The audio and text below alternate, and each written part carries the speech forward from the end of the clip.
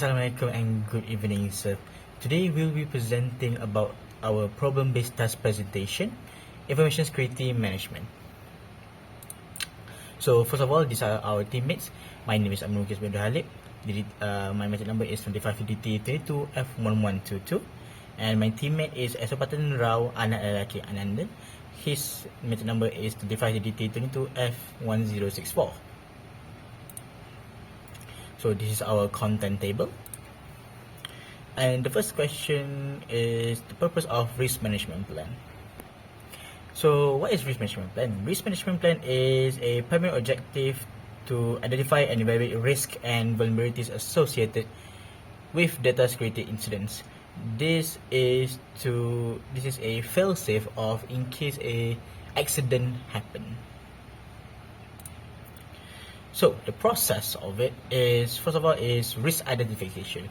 So what is risk identification? Is recognizing the potential risk associated with a project, and this includes both internal and external risk.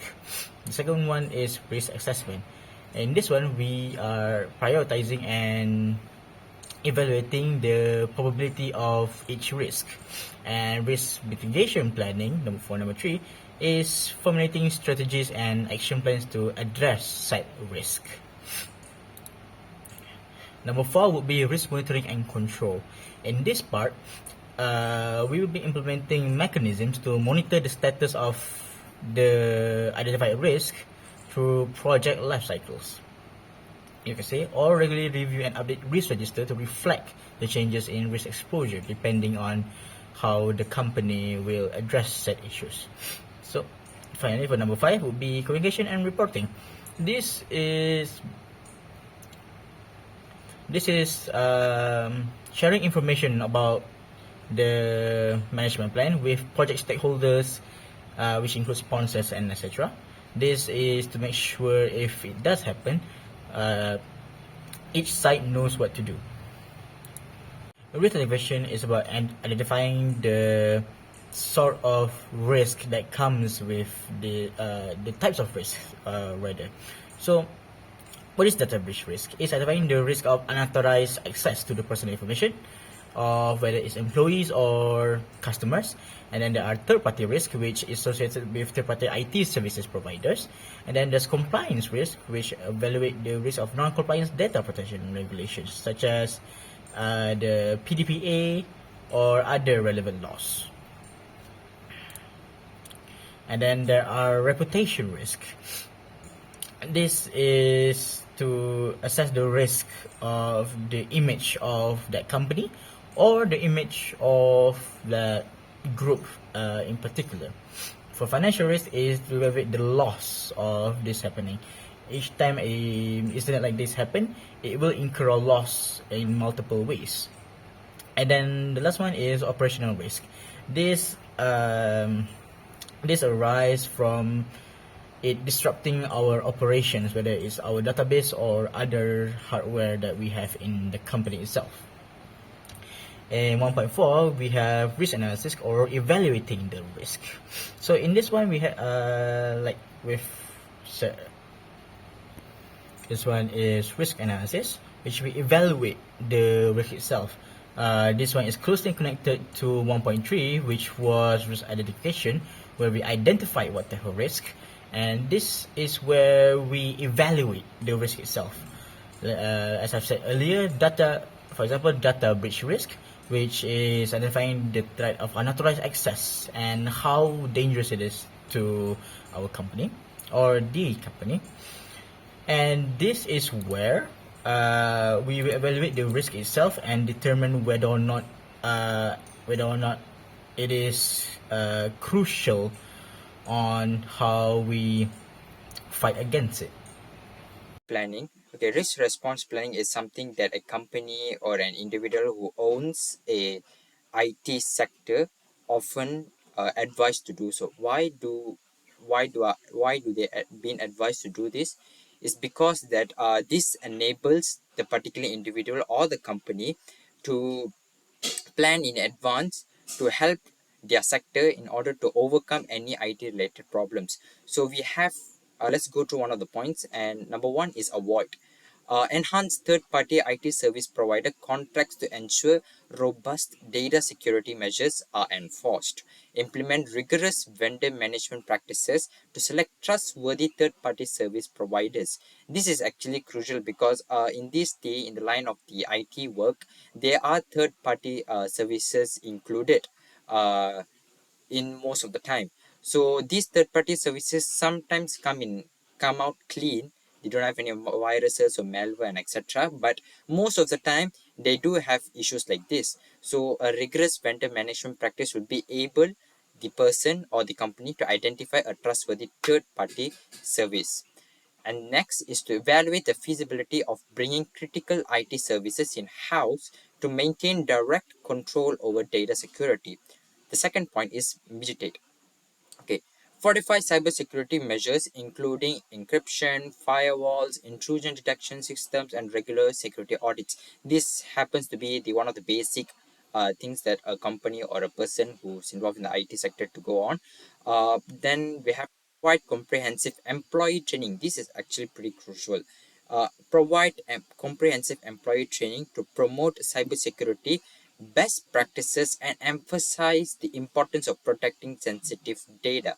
So why is this advised or pressure on is because employees happen to hold a certain amount of data when they are working. It might be critical, it might be important, or it might be just one of the tip of the iceberg, but any data is important. So employee training should be conducted or should be commenced earlier before they start their actual work, so that they are able to grasp the idea of the whole information security management concept between all these workload and etc. Then we have to implement multi-factor authentication to minimize the risk of unauthorized access to sensitive system and data. This is quite important because due to this being neglected, a lot of data could be lost by third-party people. All right. Next, we have to accept. Acknowledge the inherent impossibility of completely eliminating all cybersecurity risks despite best efforts. Sorry. Develop incident response plans to promptly address and mitigate the impact of future security incidents. Regularly, update risk management strategies to adapt to evolving threats and changes in the operating environment. Fourth is to transfer.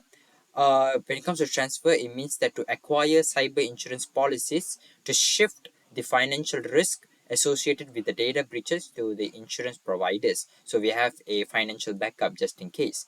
Consider the outsourcing non-core IT functions to reputable service providers with expertise in cybersecurity. The third is to establish partnerships with industry peers or cybersecurity organizations to exchange threat intelligence and collaborate on security initiatives. All right. Next is about risk monitoring, controlling, and reporting. That is to manage changes. All right. The first is risk monitoring. Continuous vigilance over identify risk is vital to stay updated on any shifts in the risk environment. This includes monitoring key risk indicators like security vulnerabilities, threat intelligence, and system performance metrics. Regular monitoring enables early detection of emerging risks, empowering the project team to proactively address or prevent potential issues. The second is risk control. Alright, when we talk about risk control, is to implement control measures which is crucial to mitigate the impact of identified risks. This involves deploying security controls, updating policies and procedures, fortifying system defenses, and adhering to best practices for data protection. Controlling risks entails taking corrective actions to tackle vulnerabilities and forestall security incidents from occurring and worsening. The third is risk reporting, which directly translates of reporting any risk in any form. Regular reporting on risk status and mitigation efforts is essential for keeping stakeholders informed and ensuring transparency in risk management activities. Reports should encompass updates on risk assessments, implemented control measures, and any alterations in risk severity or likelihood.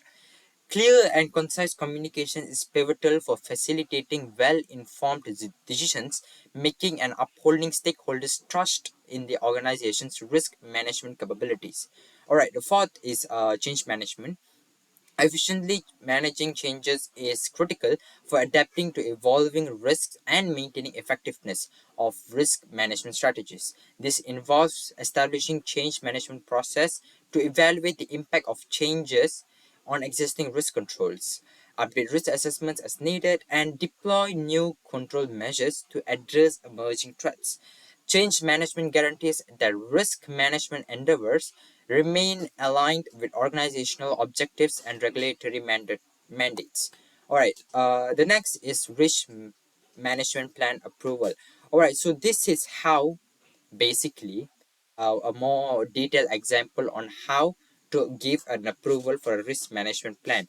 As you can see, it's been signed by my teammate Mukris, and his name is being given below. And there's given his title, a risk management report, data security incident at Malaysia Airlines Berhad, as per the question given.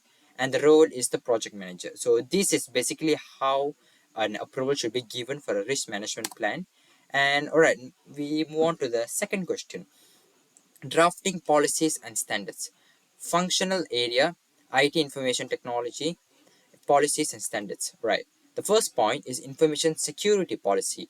All IT system and data with Malaysia Airlines Company MAC must be safeguarded against unauthorized access, disclosure, authorization, and destruction. Employees must adhere to established security protocols, including password management, data encryption, and access control measures. Regular security audits and assessments should be conducted to identify and mitigate potential vulnerabilities. Alright, the second point is data privacy policy. Alright, the MAC, also known as Malaysia Airlines Company, is dictated to preserving the privacy of customer and employee data in compliance with relevant laws and regulations, such as the Personal Data Protection Act, PDPA. Not about COVID, this PDPA is different, right? Personal Data Protection Act. Data collection, processing, and storage practices must meet strict privacy standards to uphold the confidentiality and integrity of personal information. Consent must be obtained for the collection and use for personal data, and data subjects have the right to access, correct, or delete their information. And then we move on to IT asset management standard. The MAC's IT assets, including hardware, software, and digital resources, must be efficiently managed throughout their life cycle to optimize usage and minimize risks. Asset inventories should be maintained, detailing specifications, ownership, location, and maintenance records. Regular assessments should be conducted to identify obsolete or underutilized assets for disposal or reallocation. All right, we're moving on to network security standard. The MAC's network infrastructure must be fortified against unauthorized access, malware attacks, and data breaches. Firewalls, intrusions detection or prevention systems, and encryption technologies should be deployed to safeguard network traffic and sensitive information. Network access controls and monitoring mechanisms should be in place to promptly detect and respond to suspicious activities. Moving on, IT service continuity policy.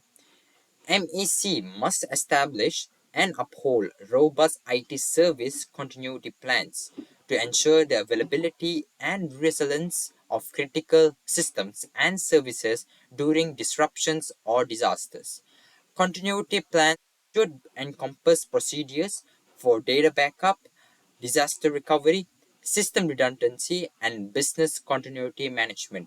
Regular testing and rehearsal of continuity plans are vital to validate effectiveness and identify areas of improvement. Moving on, IT governance policy.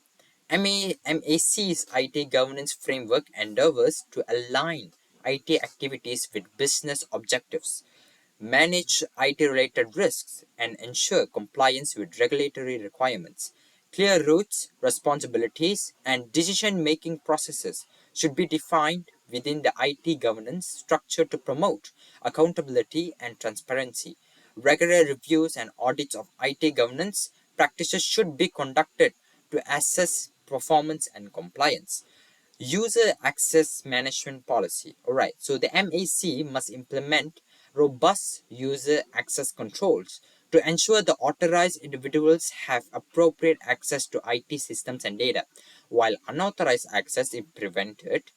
User accounts should be provisioned based on the principle of least privilege, granting users only to access the necessary to perform their job duties. Access requests, approvals, and revocation should be documented and regularly reviewed to uphold the integrity of access controls. Incident Response Plan. MAC must establish an incident response plan to effectively handle and mitigate cybersecurity incidents. This plan should outline procedures for detecting, reporting, accessing, and assessing and responding to security breaches. It should also include steps for containing the incident, restoring affected systems, and conducting post-incident reviews to prevent future occurrences. Regular drills and exercises should be conducted to ensure the readiness of the incident response team. So that's all from our team. Thank you very much for